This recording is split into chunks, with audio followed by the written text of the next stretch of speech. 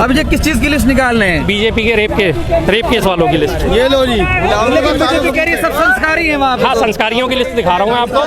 अब संस्कारियों की लिस्ट ये देखो, पूरी लिस्ट बनी हुई है। BJP vice president Meghalaya Bernard N Marak 3 साल की बच्ची के साथ रेप का एक्यूज्ड है, जुलाई 2022 में। इसके घर पे जिलेटिन की छड़ें बरामद हुई थी, डेटोनेटर बरामद हुए थे। मेघालय का है ये, बीजेपी का वाइस प्रेसिडेंट है स्टेट का। उसके बाद आप आ जाओ शाहनवाज हुसैन, अभी 20 अक्टूबर को वो पॉक्सो एक्ट में अपना वो केस झेल के आ रहा है। उसके बाद आ जाओ आप कैलाश विजयवर्गीय, पुणे की कोर्ट ने उसको भगोड़ा घोषित कर रहा है। कैलाश विजयवर्गीय जो मध्य प्रदेश में जिसको अभी मंत्री बनाया गया है, और उसके ऊपर रेप केस लगा हुआ है। ठीक है, और बताइए, कुलदीप सेंगर आपको याद ही है, चिन्मयानंद आपको याद है, नित्यानंद आपको याद है, आसाराम राम रहीम आपको याद है, बद्र, और ये आपका ब्रजपाल सिंह एमपी में, ये 2017 में वहाँ का वो था, मीडिया अध्यक्ष था वहाँ का एमपी का। इसके ऊपर 2017 से रेप केस चल रहा है। जयेश पटेल गुजरात का है, इसके ऊपर रेप केस चल रहा है। विजय जॉली जो दिल्ली के, इनके ऊपर पॉक्सो एक्ट लगा हुआ है।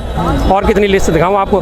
अनिल बलूचा कश्मीर का है, इसके ऊपर रेप केस चल रहा है। अशोक मकवाना गुजरात का है, इसके ऊपर रेप केस चल रहा है। वेंकटेश मौर्य चित्रदुर्ग मध्य प्रदेश, इसके ऊपर रेप केस चल रहा है। ये संस्कारी लोग हैं। हरक सिंह रावत उत्तराखंड का, इसके ऊपर रेप केस चल रहा है। राम दुलार गोंड, जिसको अभी पीछे 25 साल की सजा हुई है, यूपी का, ये बीजेपी का विधायक था। ठीक है जी।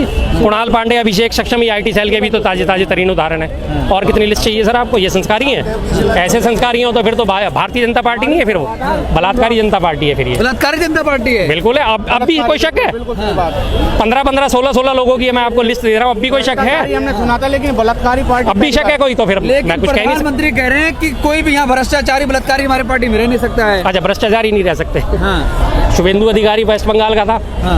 जब तक वो ममता बनर्जी के साथ था, भ्रष्टाचारी था। जिस दिन वो बीजेपी में आ गया, उसको CM कैंडिडेट फेस घोषित करा गया, बीजेपी ने अपनी तरफ से, उसका बड़ा भ्रष्टाचार मिट गया। छगन भुजबल, जिसके दम पर उन्होंने पूरी महाराष्ट्र की सरकार गिराई, जिसने ऊपर ईडी इसके पीछे थी, जिसके ऊपर ईडी ने अभी पीछे हलफनामा अपना कोर्ट में दिया कि छगन भुजबल जी की हमारे को चार्जशीट जो हमने फाइल करी थी वो कॉपी ही नहीं मिल रही। मतलब ऐसा हो सकता है कि जो एजेंसी है वो कहते हैं कि हमने जो चार्जशीट फाइल करी उसकी में कॉपी नहीं मिल रही, इस बिना पर केस खारिज कर दिया जाए। आज तक के इतिहास का सबसे अनोखा केस है ये। अगर तुम्हारे को नहीं मिल रही तो कोर्ट में उसकी कॉपीज होती हैं, सर्टिफाइड कॉपी निकल जाती हैं, जिसके ऊपर मुकदमा दर्ज होता है उसको सर्टिफाइड कॉपी दी जाती है। इतनी नॉलेज तो मुझे भी है। लॉ तो मैंने नहीं पढ़ी, पर मुझे बेसिक नॉलेज तो है। FIR जिस थाने में दर्ज हुई है वहाँ पूरी केस रिपोर्ट दर्ज होती है।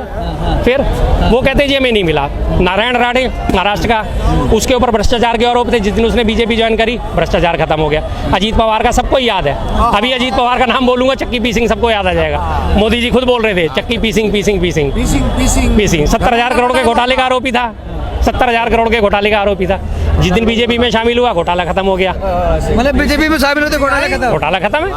और क्या है? वॉशिंग मशीन है बीजेपी तो। आप घोटाला करो।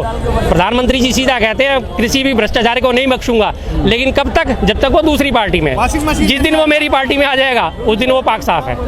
बस आओ जाए, भ्रष्टाचार कर लो। अगर भ्रष्टाचार नहीं करा होता तो ब्रजभूषण शरण सिंह जो है कुश्ती संघ में, उसने भ्रष्टाचार करा, उसके ऊपर दुनिया भर के आरोप, यौन शोषण के आरोप, आज तक उसका बाल विवाह का हुआ। क्यों भाई, क्यों नहीं हुआ?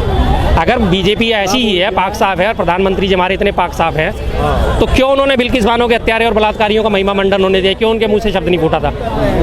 बताइए।